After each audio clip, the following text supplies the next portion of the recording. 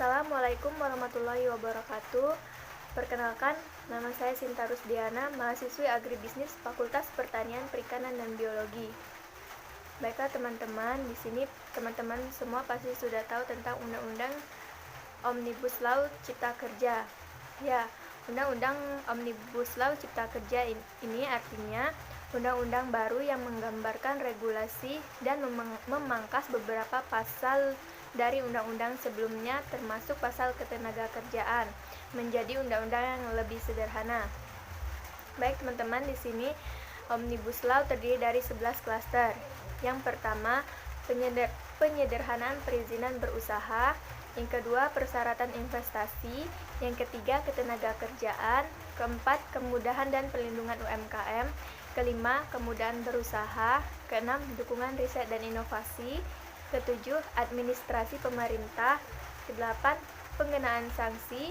9, pengadaan lahan. 10, investasi dan proyek pemerintah, serta kawasan ekonomi. Baik, ada beberapa poin-poin perubahan Undang-Undang Omnibus Law dibanding undang-undang yang sebelumnya. Poin pertama yaitu jam kerja atau hari libur.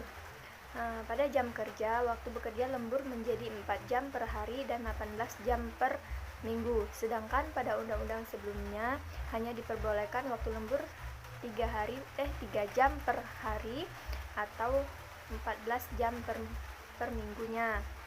Untuk hari libur bekerja atau istirahat mingguan hanya 1 hari untuk 6 hari bekerja. Berarti dalam 1 minggu hanya ada 1 hari libur, yaitu hari Minggu saja. Sedangkan pada undang-undang sebelumnya terdapat 2 hari untuk libur bekerja. Untuk 1 minggu hanya 5 hari bekerja saja. Sedangkan untuk waktu cuti tidak ada kewajiban bagi perusahaan atas pemberian cuti panjang dan cuti lainnya.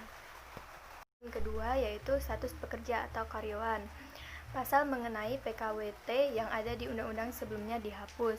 Tidak ada ketentuan yang mengatur tentang syarat pekerja waktu tertentu atau PKWT atau pekerja kontrak. Artinya, tidak ada batasan aturan kerja bisa dikontrak alias status kontrak tanpa batas. Poin ketiga yaitu tentang upah. Aturan mengenai pengupahan berubah menjadi 7 bagian, 7 kebijakan. 1. Upah minimum. 2. Struktur dan skala upah.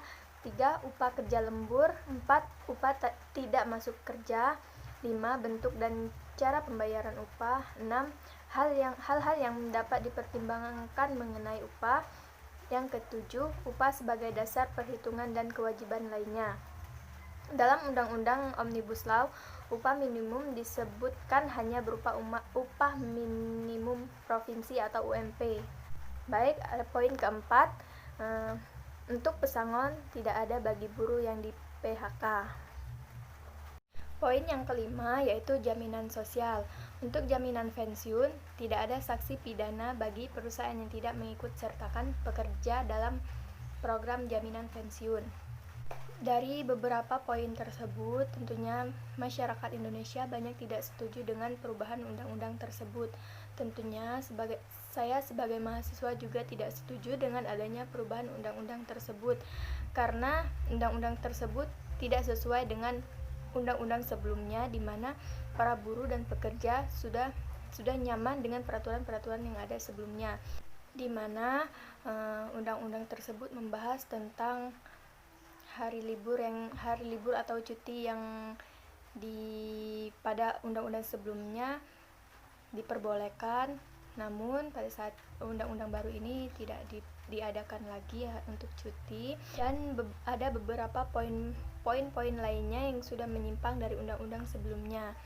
Dengan ini tanggapan saya sebagai mahasiswa mengenai aksi masyarakat atau mahasiswa lainnya yang mengadakan aksi atau demo untuk penolakan Undang-Undang Cipta Kerja ini, saya sangat setuju diadakannya aksi atau demo, karena undang-undang tersebut tidak sesuai dengan apa yang diharapkan oleh para pekerja atau buruh.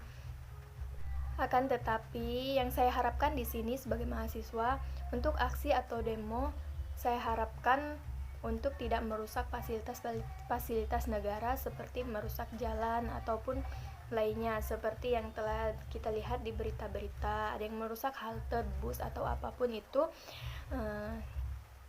Untuk kegiatan tersebut saya tidak setuju, tetapi untuk kegiatan demo atau aksi penolakan undang-undang tersebut saya setuju.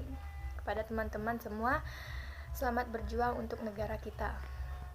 Baiklah teman-teman, sekian tanggapan dari saya. Apabila ada kata-kata yang kurang berkenan di hati teman-teman dan tidak sesuai dengan apa yang telah diharapkan, saya mohon maaf. Pada Allah saya mohon ampun. Wassalamualaikum warahmatullahi wabarakatuh.